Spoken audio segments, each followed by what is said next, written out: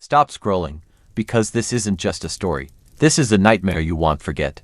A house that watches, friends that lie, and a betrayal so deep it'll make your skin crawl. If you're ready for fear, smash that like button and subscribe, because you won't want to miss the ending. Chapter 1. The Arrival. It was supposed to be a weekend escape. For friends, one rented mansion deep in the countryside. Evelyn, the quiet one, carried the keys. Marcus, her boyfriend, joked about ghosts as he hauled bags inside. Sarah, Evelyn's best friend since childhood, clung to her camera, always filming.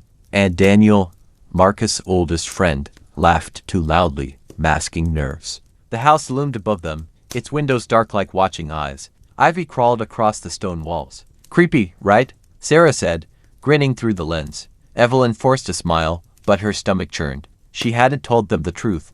This wasn't just any mansion.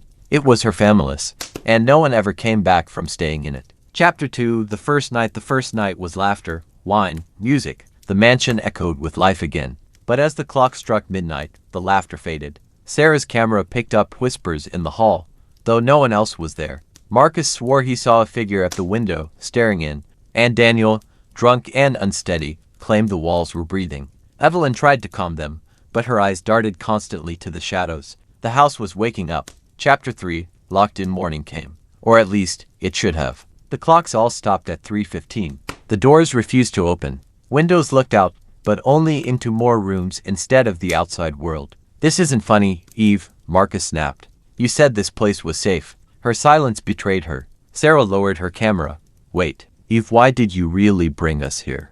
Evelyn's lips trembled. Because it won't let me leave unless I bring someone else. Chapter 4. The pact of the house. The truth spilled out. Her family had owned the mansion for centuries. Each generation was bound to it, cursed. To escape, one had to bring others, and only those sacrificed would set the house for a time. I thought maybe if I brought you, it would end differently, Evelyn whispered, tears streaking her face. Marcus stared at her in disbelief. You brought us here to die. The walls groaned, almost pleased by the accusation. Chapter 5. Cracks in the group. The group fractured instantly. Marcus raged, calling Evelyn a liar.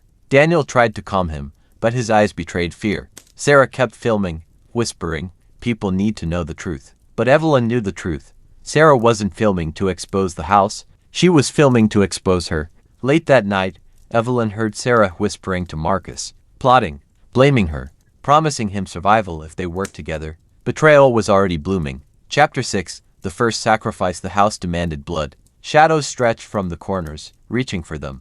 Doors slammed. Daniel vanished into the dark, his screams echoing through the halls. When they found him hours later, he was hanging upside down in the dining hall, throat slit, eyes wide in terror. On the wall above him, written in blood, one down.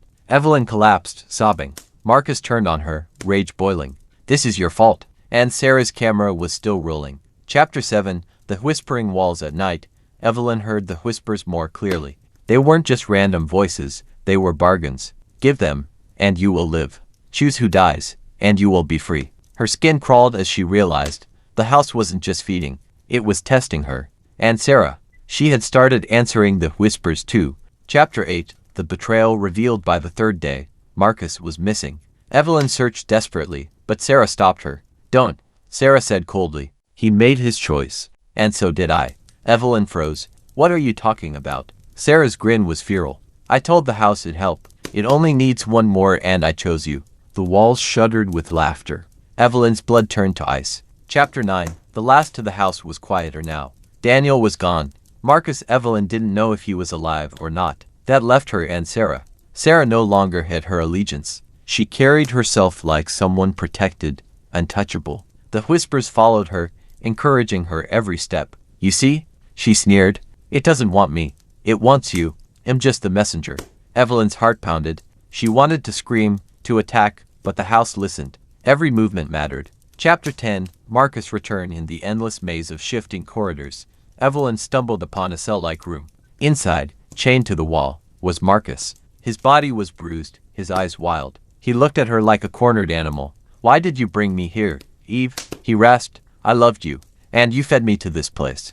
I didn't know it would be like this, she tried, but he cut her off. Don't lie. You knew. You chose us. And now Sarah's right. You deserve to stay. Her chest cracked with grief. Even Marcus had turned. Chapter 11. The bargain. The house whispered again. Only one must remain. Choose, and the doors will open. Evelyn stared at Marcus, then at Sarah. Both glared back at her with venom. It wants you, Sarah hissed. Give in.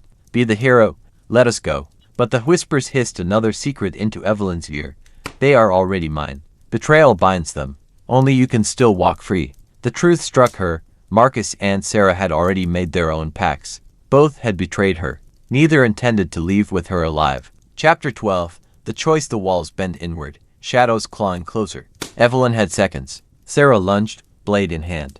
Marcus screamed, breaking his chains, rushing forward. Evelyn grabbed a shard of glass from the floor. For one terrifying heartbeat, she saw their faces, people she had loved, people she had trusted. And then she struck. Blood, screams, silence. Chapter 13. The open door. When Evelyn woke, the house was silent. The whispers gone. She stumbled through the front doors, now wide open, into the pale morning light. The world outside was still, free, but her hands were drenched in blood. And behind her, two bodies lay in the dark. She had survived, but at what cost? Chapter 14. The house's secret. Days later, Evelyn tried to live again, to forget, but at night, in every reflection, she saw the mansion behind her, its windows watching, its whispers returning.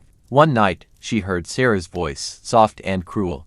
You think you left? No, Eve, you never leave. You just become part of the house. Evelyn turned, and in the mirror she didn't see herself. She saw the house alive, breathing, waiting, and smiling with her face. And that's the end of this nightmare, or maybe the beginning. If that twist left you speechless, smash that like button and subscribe, because the next story will drag you even deeper into the dark.